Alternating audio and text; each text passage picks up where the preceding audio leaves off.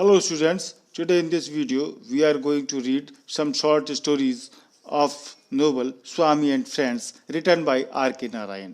आपके सिलेबस में स्वामी and friends novel की कुछ स्टोरी शॉर्ट स्टोरीज सिलेबस में हैं। क्लास 12th स्पेशल इंग्लिश में R.K. नारायण द्वारा ये लिखा गया है। इसके बारे में हम पहली जो स्टोरी है मंडे मॉर्निंग उसको पढ़ेंगे और इस नोवेल की शुरुआत करेंगे। बहुत ही इंटरेस्टिंग और एंटरटेनमेंट वाला ये नोवेल है। इससे पहले हम R.K. नारायण जो इसके राइटर हैं उनके बारे में हम जानते हैं। स्वामी एंड फ्रेंड्स ये नोवेल है। R.K. नारायण ने इसको लिखा है। उनका लाइफ स्पान रहा है 1906 से 2001 तक, 1906-2001। बॉर्न रसीपुरम, कृष्णस्वामी अय्यर नारायण स्वामी। इनका जो जन्म है वो हुआ था और इनके जो पिता थे रसीपुरम कृष्णस्वामी अय्यर नारायण स्वामी, ये इनका पूरा नाम था। Is among the best known, ये बहुत अच्छे से इस पूरे नाम से जाने जाते हैं। And most widely read Indian novelist of English, और अंग्रेजी में जो भारतीय उपन्यास लिखे गए हैं उनमें इनका नाम बहुत अच्छे से प्रसिद्ध है, फेमस है। Most of Narayan's work starting with his first novel Swami and friends. Narayan R.K. Narayan के जो बहुत से उपन्यास हैं उनमें से उनकी जो सबसे पहला उपन्यास है स्वामी एंड फ्रेंड्स, जो 1935 में लिखा गया था, उसकी शुरुआत से ही आगे फिर बहुत से नारायण ने नोवेल लिखे। Captures many characteristics of Indian life while retaining a unique identity। ये जो नोवेल है स्वामी एंड फ्रेंड्स, ये एक प्रकार से जो इंडियन लाइफ में, भारतीय जीवन में बहुत सी विशेषताएं भारतीय जीवन की ये बताता है। उन पर बड़ी अच्छी पकड़ है R.K. नारायण की, जिसको वो इन कहानियों में बताते हैं। while retaining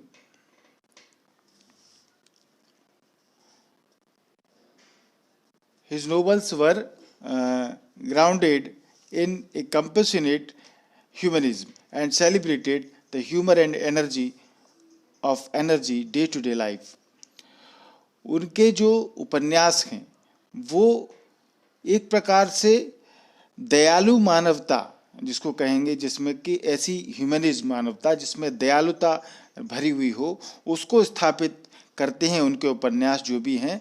and celebrated the humour and energy of ordinary day to day life, और दिन प्रतिदिन का जो जीवन होता है, हमारा सामान्य जीवन होता है, उसमें वो ऊर्जा लाते हैं और हमारे लिए हास्य विनोद मजाक भी वो स्थापित करते हैं, बताते हैं हमारे लिए।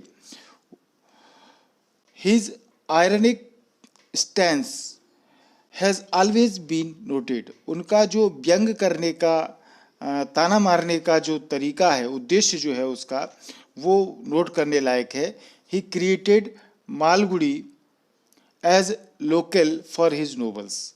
R.K. नारायण की खास विशेषता ये रही कि उन्होंने अपने उपन्यासों के लिए एक खुद की जगह चुनी, खुद का एक गांव बनाया, एक कल्पना लोक बनाया, और जिसको नाम दिया गया Malgudi. Among his other famous novels are guide and bachelor of arts. उनकी जो अन्य फेमस नोवेल हैं उनमें गाइड भी है, बैचलर ऑफ आर्ट्स भी है। He also wrote some highly readable short stories, और इसके अलावा उन्होंने कुछ पढ़ने लायक छोटी छोटी कहानियाँ, शॉर्ट स्टोरीज भी बहुत अच्छी लिखी। तो ये कुछ R.K. नारायण के बारे में हुआ। ये हमारे सिलेबस में जो चैप्टर हैं उनके बारे में ये कुछ बताया गया है आपकी बुक में। These chapters have been adapted from A.K. Narayan's famous novel Swami and friends. ये जो चैप्टर इसके लिए गए हैं ये A.K. नारायण के famous novel Swami and friends से लिए गए हैं। Only first 9 chapters have been given here due to constraints of space। अब ये बता रहे हैं कि जगह की कमी या सीमा की लिमिटेशंस होने के कारण हम ज़्यादा बड़ा उपन्यास सिलेबस में कोर्स पर नहीं रख सकते, तो सीमा की बाध्यता को देखते हुए उन्होंने केवल पहली जो 9 चैप्टर हैं इस नोवेल के, 9 कहानियां, 9 चैप्टर ही उन्होंने इस पूरे स्वामी एंड फ्रेंड्स के आपके सिलेबस में है या आपके लिए दिए हैं। But they will give you different facets of Swaminathan's character. परंतु ये 9 जो चैप्टर हैं वही आपको स्वामीनाथन के जो कैरेक्टर हैं, इस स्वामी एंड फ्रेंड्स में जो भी कैरेक्टर आए हैं उन सब के बारे में सारा पहलू, भिन्न भिन्न प्रकार के पहलू आपको पता चल जाएंगे।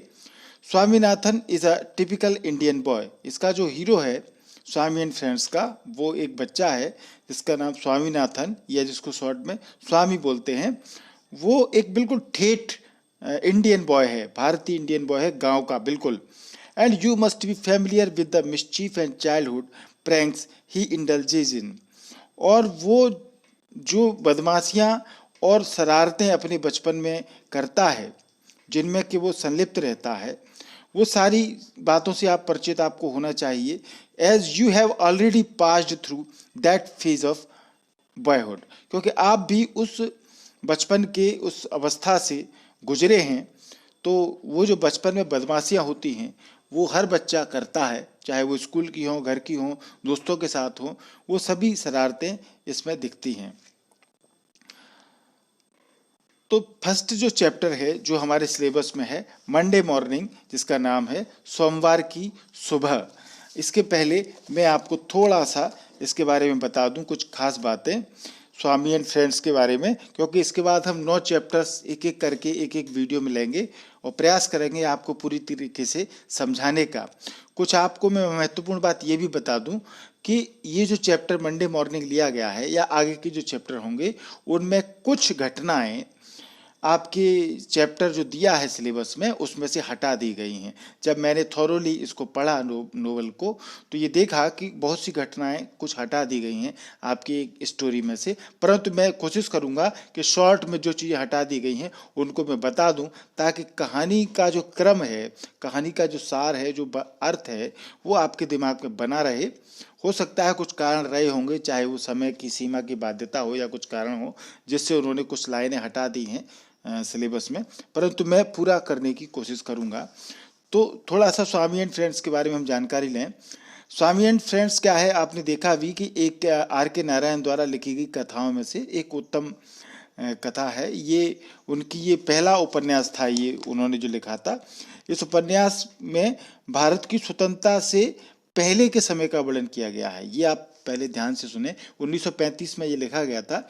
तो इसका जो भी बैकग्राउंड है, इसकी स्टोरी का, इसके कैरेक्टर का, वो सभी देश की स्वतंत्रता से पहले का है, जब अंग्रेज हमारे देश में थे। और जो स्कूल होते थे उनमें भी अंग्रेजी टीचर हुआ करते थे और हिंदी भी थे। तो जो A.K. नारायण ने जो नोवेल लिखे हैं, उनकी जो स्टाइल है, भाषा शैली है, वो भी बहुत ही इफेक्टिव है, प्रभावशाली है। क्योंकि उन्होंने जो गांव की कल्पना की, मालगुड़ी की, गांव की कल्पना करने पर भी वो काल्पनिक नहीं लगता। कहानी पढ़ते हो तो ऐसा लगता है कि असली में कोई मालगुड़ी गांव है।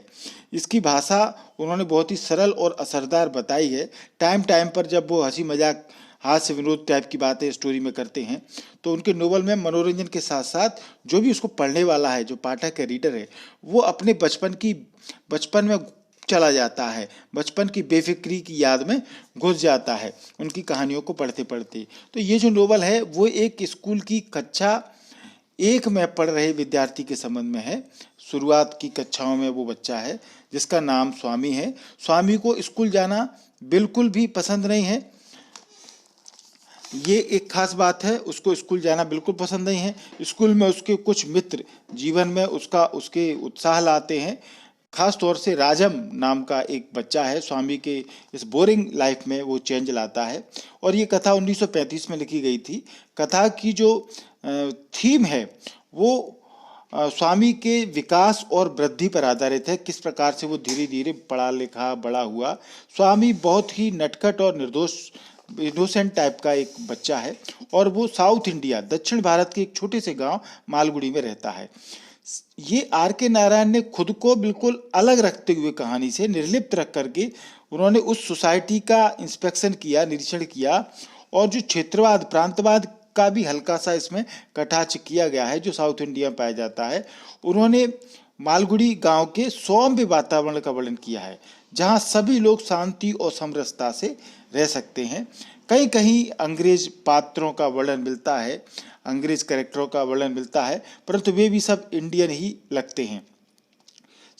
आर के नारायण ने बहुत ही अच्छे से संस्कृति का वर्णन किया है जो समय थी। इस कहानी के प्रारंभ में 4 व्यक्ति स्वामी के करीब होते हैं, जो दोस्त हैं उसके, सोमू, मनी, शंकर और सैमुअल। सैमुअल को मटरू के नाम से भी जानते हैं। बाद में स्कूल में छोटा दिखने के कारण आया हुआ एक नया स्टूडेंट राजम भी स्वामी का अच्छा दोस्त बन जाता है। तो जो लेखक है वो इस कहानी में सभी बच्चों की विशेषताओं का वर्णन करता है। लेखक स्वामी के जीवन के डेली लाइफ, रोजमर्रा की घटनाओं का वर्णन करता है, जिनको पढ़ने पर पाठक अपने बचपन के अनुभवों में खो जाता है। दुनिया के सभी जितने भी बच्चे हैं वो एक जैसे ही होते हैं, थोड़े से नटखट होते हैं, इनोसेंट होते हैं, इसलिए कथा को पढ़ते समय उनको लगता है कि उनकी घटनाओं का ही वर्णन इसमें किया गया है, तो कहानी की रोचकता और भी बढ़ जाती है। इस नोवेल में लेखक ने शिक्षा पद्धति, जो उस समय की एजुकेशनल पॉलिसी थी, जो स्कूलों में पढ़ाई जाती थी, उस पर भी थोड़ा क्रिटिसाइज, कटाक्ष उन्होंने किया है, आयरोनिकली लिया है।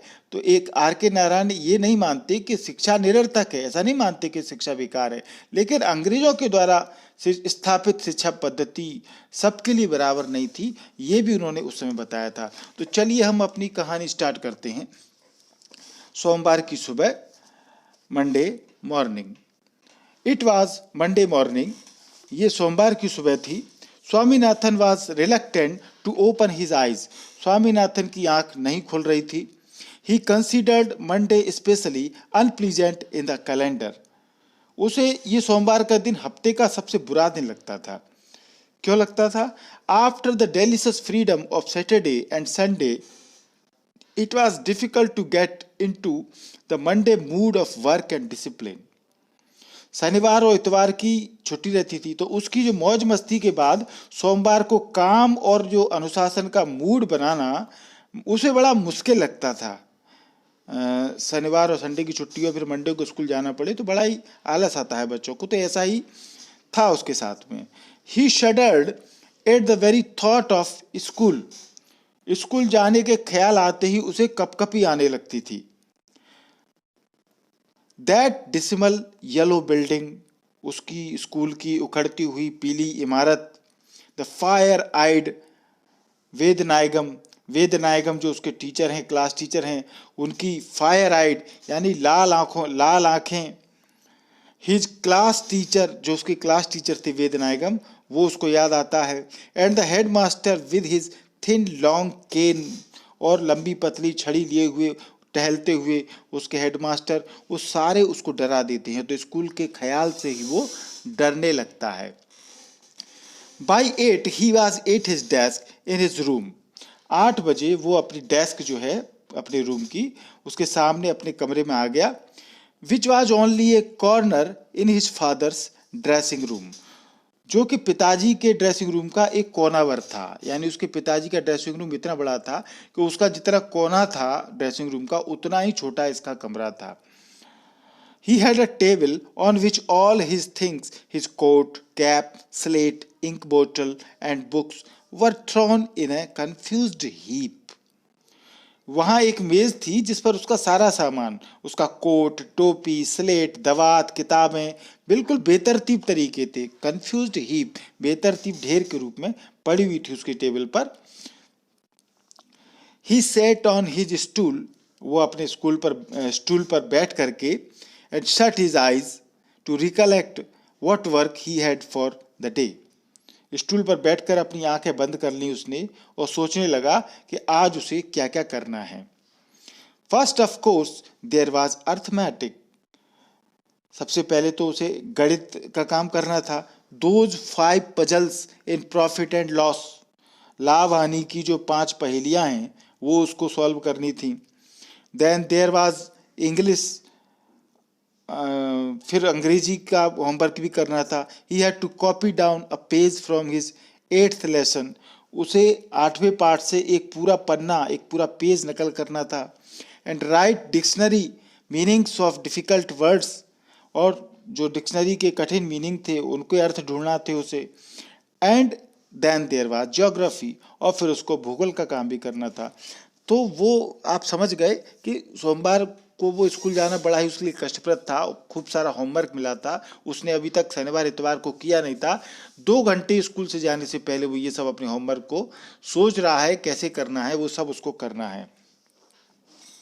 And only 2 hours before him to do all this heap of work and get ready for the school. और यह सब काम पूरा करने के लिए उसके पास सिर्फ 2 घंटे थे, फिर स्कूल जाने के लिए तैयार होना था। Fire-eyed Vednaigam was presiding over the class with his back to the long window.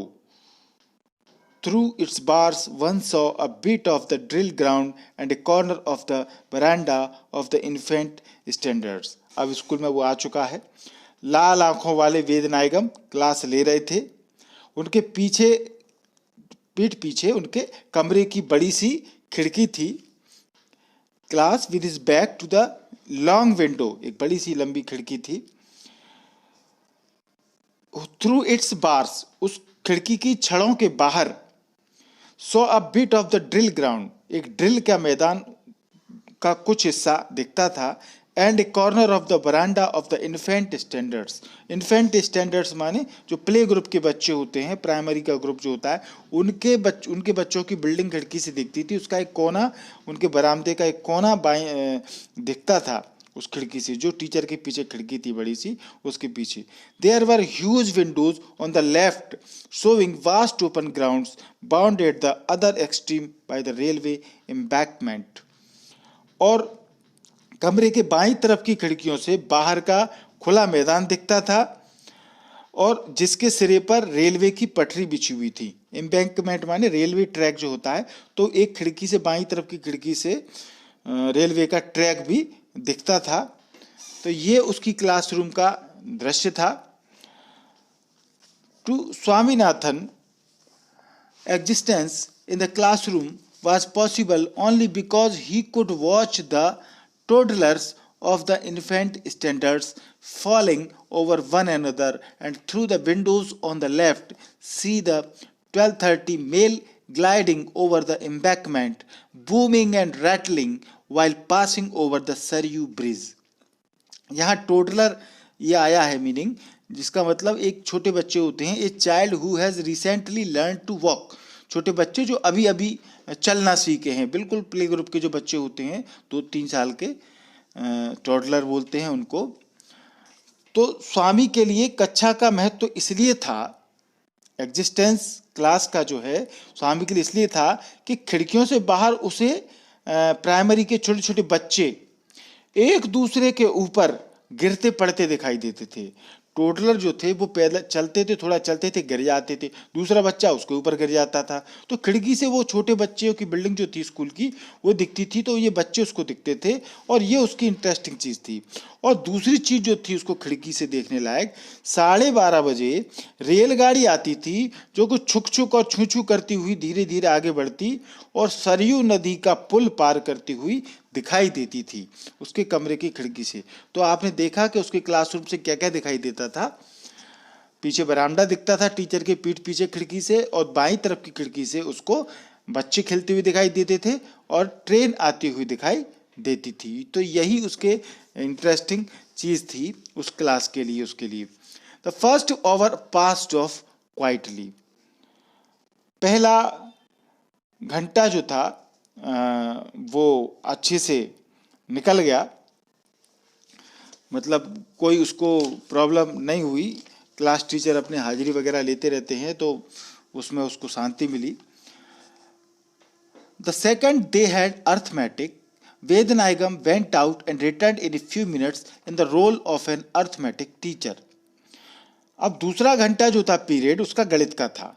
जो वेदनायगम जो उसके क्लास टीचर थे वो बाहर निकले क्लास में से, क्लास टीचर का क्लास लेने के बाद में, और फिर कुछ देर में वापस लौट के आए, परंतु इस बार वो गणित के अध्यापक बनकर वापस आ गए, यानी गणित के टीचर बनकर के आए थे। ही ड्रोन्ड ऑन मोनोटोनसली, फिर एक रस मोनोटोनसली आवाज में वो पढ़ाना शुरू कर दिया उन्होंने लगातार। Swaminathan was terribly bored, Swaminathan पूरी तरीके से बोर हो रहा था। His teacher's voice was beginning to get on his nerves, उसके शिक्षक की आवाज उसके सिर के ऊपर से गुजर रही थी। ही फेल्ट स्लीपी, और उसे नींद आने लगी। ऐसा आप भी ऐसा करते होंगे जब आपको क्लास में शिक्षक की पढ़ाई पर मजा नहीं आता। तो चलिए आगे देखते हैं। The teacher called for home exercises, अब इसके बाद फिर टीचर ने, वेद नायगम ने घर के होमवर्क की कॉपियां मांगी। Swaminathan left his seat, Swaminathan ने अपनी सीट को झट से वो उठा।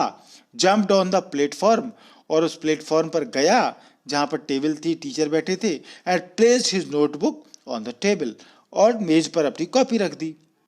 While the teacher was scrutinizing the sums, Swaminathan was gazing on his face.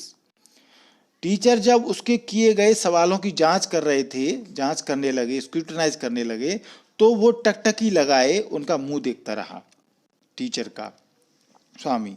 Which seemed so tame at close quarters, जो बिल्कुल उस बंद कमरे में नीरस लग रहा था, उबाऊ लग रहा था उनका चेहरा उसे। His criticism of the teacher's face was that his eyes were too near each other, that there was more hair on his chin than one saw from the bench, and that he was very very bad looking. उसका मुंह उसे कुछ अच्छा नहीं लगा, teacher का मुंह देखता रहा वो, क्योंकि दोनों आंखें टीचर की एक दूसरे के बहुत पास थीं और ठोड़ी पर बाल भी थे। अब जो बेंच से दिखाई देते थे, जितने बेंच से दिखाई देते थे उससे ज़्यादा ही अब दिख रहे थे, क्योंकि अभी सीधा फोकस उसका उनके चेहरे पर था, टीचर के चेहरे पर। सच बात तो ये थी कि वो बहुत ही बैड लुकिंग टीचर उसको लगते थे, बदशक्ल लगते थे। हिज रेवरी वाज डिस्टर्ब्ड, अब देखिए तभी उसकी जो नींद थी, नींद माने जो दिवा स्वप्न था, जो वो देखता टीचर की शक्ल देख रहा था लगातार, यानी कहाँ खो गया था, तो वो एकदम से वो उसकी रेवरी टूट गई, डिस्टर्ब हो गई। क्यों हुआ ऐसा? He felt A terrible pain in the short flash above his left elbow, उसे अपनी बाईं कोहनी के मुलायम मांस में तेज दर्द महसूस हुआ।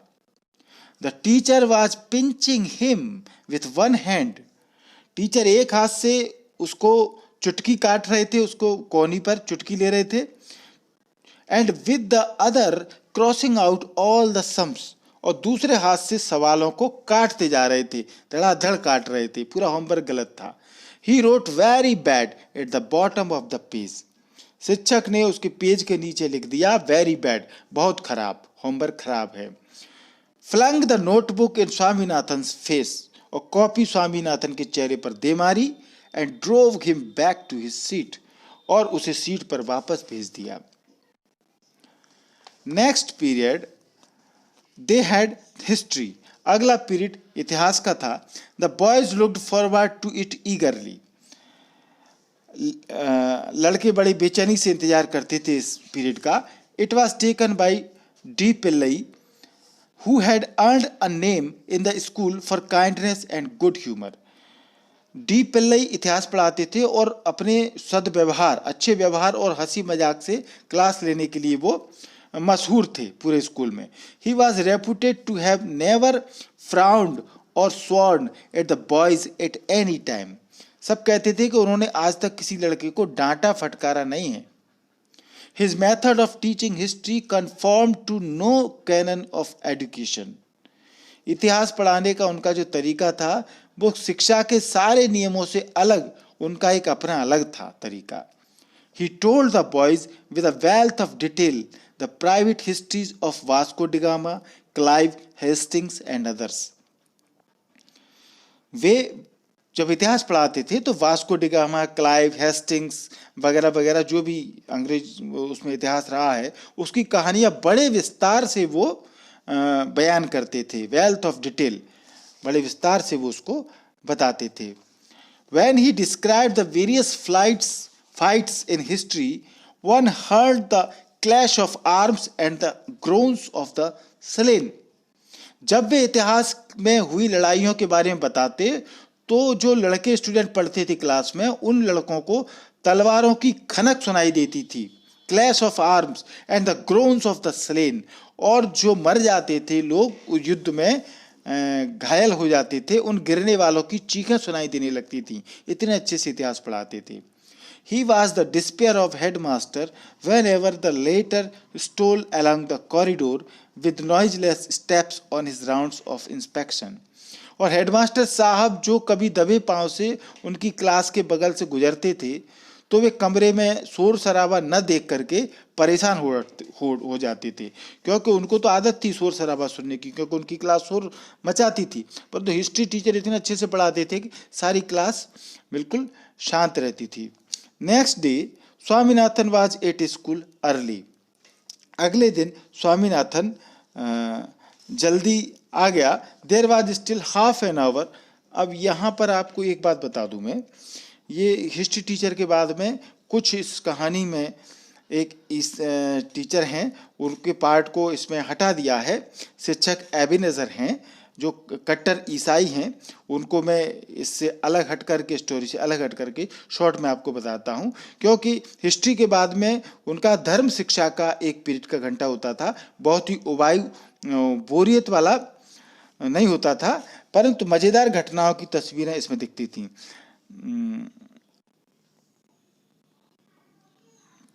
जैसे कि लाल सागर का पानी कम होता जा रहा था, इजरायली देश छोड़कर भाग सकते थे, पहलवान सैमसन के जबरदस्त कारनामे, ईसा मसीह कब्र से बाहर निकल रहे हैं, वगैरह वगैरह। परेशानी एक ही थी कि धर्म शिक्षक जो थे एबिनेजर बड़े कट्टर ईसाई थे। उन्होंने मुट्ठियों में बांध कर ये कहना शुरू किया था, अरे मूर्खो, तुम गंदी बेजान लकड़ी और पत्थर की मूर्तियों की पूजा क्यों करते हो? क्या वे बोल सकती हैं? नहीं। देख सकती हैं? नहीं। आशीर्वाद दे सकती हैं? नहीं। तुम्हें स्वर्ग ले जा सकती हैं? नहीं। ऐसा क्यों है? क्योंकि वे बेजान हैं। जब मोहम्मद गजनी ने तुम्हारे इस तरह की देवताओं के बारे में ऊट पटांग बातें वो करते थे, हिंदू देवताओं पर कटाक्ष करते थे, अपने ईसाई धर्म का प्रचार करते थे। मैं उन बातों को डिटेल में नहीं बताऊंगा, और वो क्योंकि इसमें से हटाई गई हैं, फिर भी इस बात को बता रहा हूँ आपको, ताकि स्टोरी की तारतम्यता, कहानी आपकी समझ में आए। तो दूसरे दिन अब इस कहानी को हम आगे शुरू करते हैं। वो पीरियड से काफ़ी उदास थे क्योंकि गलत बातें कही थी उन्होंने। तो he honored next day Swaminathan was at school early। अगले दिन स्कूल स्वामी जल्दी आ गया।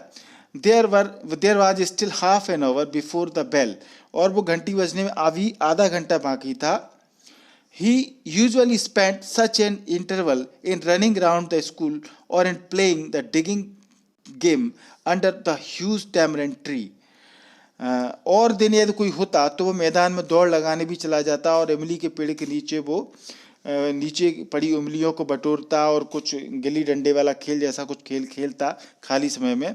But today he set apart sunk in thought. परंतु आज वो अलग बैठा हुआ था, कुछ बैठ करके वो सोच रहा था। अब यहाँ पर इसके बाद में इस कहानी में फिर से ब्रेक ला दिया है, कुछ बातें हटा दी हैं, क्योंकि फिर मैं आपको शॉर्ट में बताता हूँ। वो ये सोच रहा था कि रात को खाने के समय पिता को एबेनेजर वाली जो घटना, जो टीचर था ईसाई, उसने जो कही थी वो बातें उसने अपने पिताजी को बोली। तो उसके पिताजी ने हेडमास्टर को एक पत्र लिखा था। वो पत्र इसमें मैं आपको बताता हूँ उसके पिताजी ने क्या लिखा था कि मैं आपको सूचित करना चाहता हूँ कि मेरे बेटे स्वामीनाथन को, जो कक्षा 1 सेक्शन 1 का छात्र है, कल धर्म शिक्षा के अध्यापक ने जबरदस्त गुस्से में उसको मारा। मुझे पता चला है कि यह अध्यापक हिंदू धर्म की चर्चा करते हुए देवताओं का अपमान करता है, गलत भाषा का प्रयोग करता है। बच्चों पर इसका बुरा असर पड़ना स्वाभाविक है। इससे विषय की सहिष्णुता बरतना जरूरी है। मैं आपसे कहना चाहता हूँ। और मुझे यह भी बताया गया है कि जब मेरे बेटे ने कुछ सवाल पूछना चाहे तो उसके साथ इस अध्यापक ने दुर्व्यवहार किया, उसके कान ऐंठ दिए और घर आया तब उसका चेहरा लाल था। इन घटनाओं से मैं इस नतीजे पर पहुंचा हूं कि आप अपने स्कूल में गैर ईसाई बच्चे नहीं चाहते। यदि यह सत्य है तो हमें सूचित करें, जिससे हम अपने बच्चों को आपके स्कूल से निकाल कर दूसरे स्कूल में डाल दें। आपको मालूम होगा कि हमारे कस्बे मालगुड़ी में एल्बर्ट मिशन स्कूल ही अकेला स्कूल नहीं है। मैं आशा करता हूं कि आप उसकी जांच करेंगे, मुझे उत्तर देने की कृपा करेंगे। ऐसा न होने पर मैं उच्च अधिकारियों का ध्यान इस ओर आकर्षित करूंगा और आपके स्कूल का गैर ईसाई आचरण उनके सामने रखूंगा। आपका WTC निवासन। ये पत्र इस तरीके से उन्होंने हेडमास्टर के लिए लिखा था। जिस पत्र को उसको हेडमास्टर को देना था, स्वामी बाहर निकला तो लड़के चारों ओर घिर गए और पूछने लगे कि क्या बात हो गई। तो स्वामी ने सवालों का जवाब उनका नहीं दिया और वो चुपचाप था। अब इसके आगे हम कहानी शुरू करते हैं। He honoured only 4 persons with his confidence. Class में 4 लड़की ऐसे थे जिनसे कि स्वामी की दोस्ती थी। Those were the 4 that he liked and admired most in his class.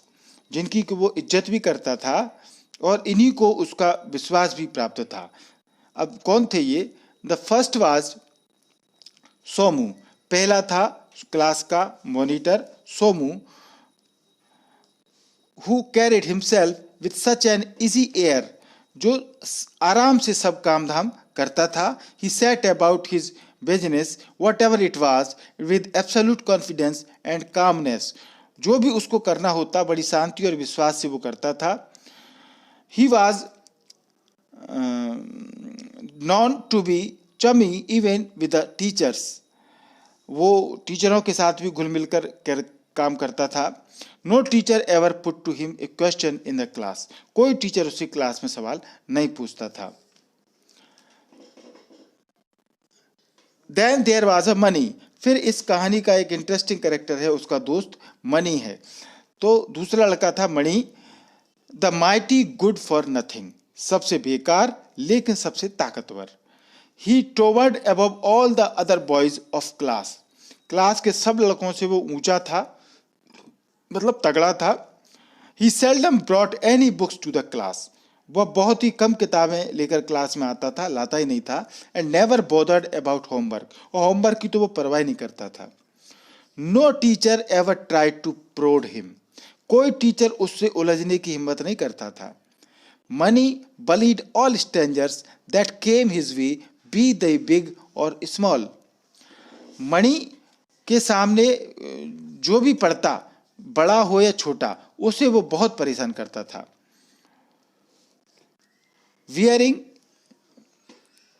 Wearing his cap at an angle with a Tamil novel under his arm, he had been coming to the school ever since the old school peon could remember। अब देखिए उसके बारे में खास बात, टोपी वो बिल्कुल तिरछी पहनता था, हाथ में उसके कोई तमिल उपन्यास होता था, उसकी कांख में बंधा हुआ लगा, और बहुत दिनों से वो इसी स्कूल में पढ़ता रहा था।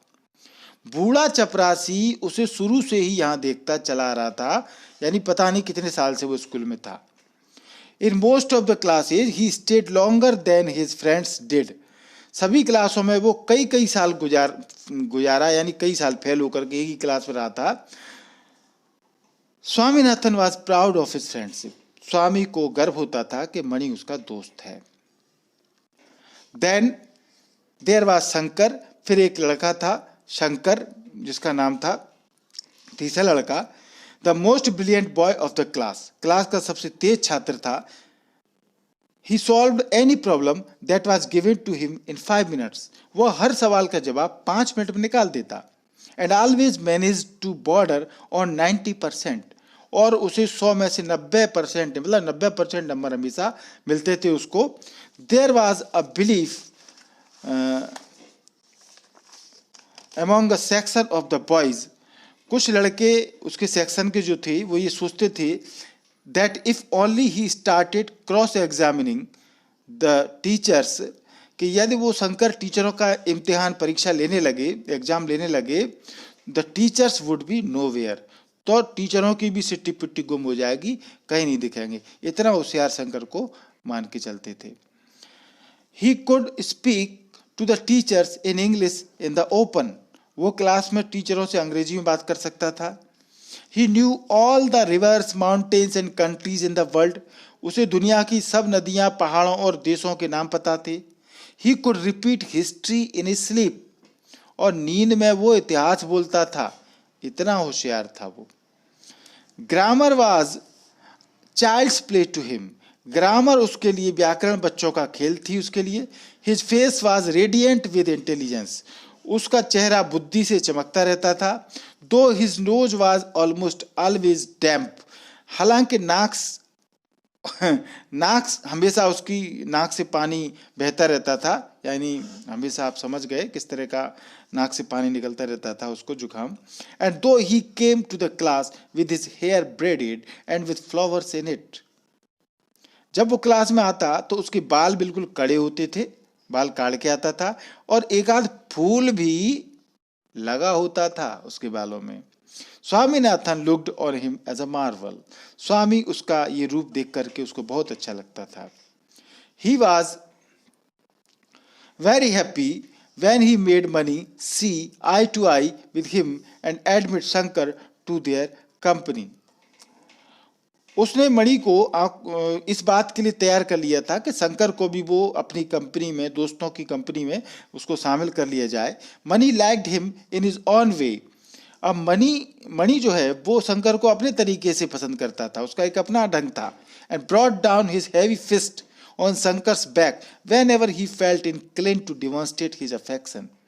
मणि को जब भी शंकर पर प्यार आता था उसको अपने ढंग से वो लेता था और दोस्ती दिखाने के लिए उसकी पीठ पर एक तगड़ी मुक्का मार देता था, धौल जमा देता था। The fourth friend was Samuel, known as the P on account of his size. चौथा लड़का जो दोस्त था सैमुअल जिसका नाम था, जिसे उसके शरीर के आकार के कारण द पी, मटर या मटर नाम दिया गया था। There was nothing outstanding about him, उसमें कोई ऐसी आउटस्टैंडिंग कोई खास बात नहीं थी। ही वॉज जस्ट ऑर्डिनरी, मामूली सा लड़का था वो। No outstanding virtue of muscle और इंटेलेक्ट, न तो उसके शरीर में ताकत थी और न दिमाग में कोई खास अकल थी। He was as bad as in arithmetic as Swaminathan was, Swami की तरह उसका गणित भी बहुत कमजोर था। ही वॉज एन एप्रीहेंसिव, वो उन सभी दोस्तों की तरह सैमुअल बिल्कुल शकी, भययुक्त यानी डरने वाला, वीक कमजोर और nervous about things as Swaminathan was, दुर्बल और बिल्कुल अस्थिर दिमाग का था जैसा कि स्वामी था। The bond between them was laughter, एक ही चीज उन्हें आपस में जोड़ के रखती थी और वो थी लाफ्टर, हंसी। They were able to see together the same absurdities and incongruities in things. दुनिया की चीजों में उन्हें एक जैसी ही कमियां दिखती थी, absurdities, कमियां दिखती थी दुनिया की सारी चीजों में, और मजाक वाली बातें ही उनको दिखती थी सब चीजों में। तो ये उनकी खास बात थी। इसके बाद कहानी का कुछ, इसको आपके चैप्टर को तो एंड हो गया है, इतना ही इसमें बताया है, संक्षिप्त इसमें बताया गया है संक्षिप्त रूप में। कुछ पार्ट इसमें काट दिया है जैसा कि मैंने बीच में आपको बताया था। तो वो इशू जो है आगे चलता है इस कहानी में। ईसाई टीचर ने जो उसको गलत बोला था उसके बारे में, तो स्वामी ने भी जब अपने साथियों को बता दिया था कि पिताजी ने एक पत्र लिख करके हेडमास्टर को भिजवाया है, तो सबको अच्छा लगा और सब लोगों ने, दोस्तों ने अपने अपने तरीके से उसका एक्सप्रेशन दिया। सोमू ने सबसे पहले अपनी भावना व्यक्त की, स्वामी की तरह देखकर पूरे दांत उसने निकाल दिए। शंकर ने गंभीरता दिखाते हुए कहा, बोला लोग जो भी कहें तुमने अपने पिता को ये बात बताकर अच्छा किया। मणि तो ऐसा था कि उसने तो आंखें बंद कर ली और हूँ करके समर्थन बता दिया। उसे तो ये सोच कर दुख हुआ कि इसे सुलझाने के लिए बड़ों की सहायता ली गई। इस तरह की बातें क्लास के अलावा क्लास के बाहर नहीं जानी चाहिए, उसका ये मानना था। अब मटरू जो था सैमुअल, वो थोड़ा असहज महसूस कर रहा था, क्योंकि एक तो वो ईसाई था खुद और उसने तो अपना पल्ला झाड़ लिया, ज़्यादा बात नहीं की दोस्तों के बीच में उस मामले में। तो कक्षा को इस मामले की खबर लग गई थी। जब धर्म शिक्षा का घंटा शुरू हुआ तो लड़के कुछ होने का इंतजार कर रहे थे अगले दिन, लेकिन कुछ हुआ नहीं। और फिर आखिरी में हेडमास्टर रूम में उसको बुलाया गया। हेडमास्टर को चिट्ठी दे दी थी उसने स्वामी ने, और टीचर वहाँ बैठ कर के एबेनेज़र हेडमास्टर के सामने बैठा हुआ था, काँप रहा था मानो हेडमास्टर ने उसको डांटा हो। परंतु हेडमास्टर ने स्वामी को ये भी बोला कि उसको हर बातें पहले मुझसे कहनी चाहिए, उसके बाद घर पर शिकायत करनी चाहिए। यदि किसी टीचर ने कुछ गलत बोला है तो उसकी आप हेडमास्टर से शिकायत करें, न कि घर पर बोलें। तुम्हारे पिताजी की चिट्ठी मैंने पढ़ ली है, तो अब मैं कुछ जवाब दे रहा हूँ, पिताजी को ये चिट्ठी दे देना। तो ये बातें मैंने आपको शॉर्ट में बता दी हैं। तो ये संक्षिप्त इसका आपने डिटेल में इसको देखा, इस कहानी को, मंडे मॉर्निंग को। ये वीडियो आपको पसंद आया होगा, थैंक यू। इसकी अगली स्टोरी हम जल्दी ही आपको वीडियो जारी करेंगे। तो MP इंग्लिश क्लासेस को आपने सब्सक्राइब नहीं किया है तो सब्सक्राइब जरूर कर लें। और सब्सक्राइब करना बहुत सरल है, एक ही बार करना है, कोई पैसा नहीं लगता। लाल बटन सब्सक्राइब लिखा हुआ है, उसको आप टच करेंगे तो ये व्हाइट कलर में बदल जाएगा। बगल में बेल आइकॉन है, बेल आइकॉन को आप दबाएंगे तो ऊपर जो सबसे ऑप्शन आएगा जिसमें ऑल लिखा होगा, उसको आप टच करेंगे तो आपको मेरा वीडियो जो भी मैं जारी करूंगा उसको नोटिफिकेशन तुरंत आपके मोबाइल पर मिल जाएगा। पूरा वीडियो देखने के लिए आपका थैंक यू, धन्यवाद।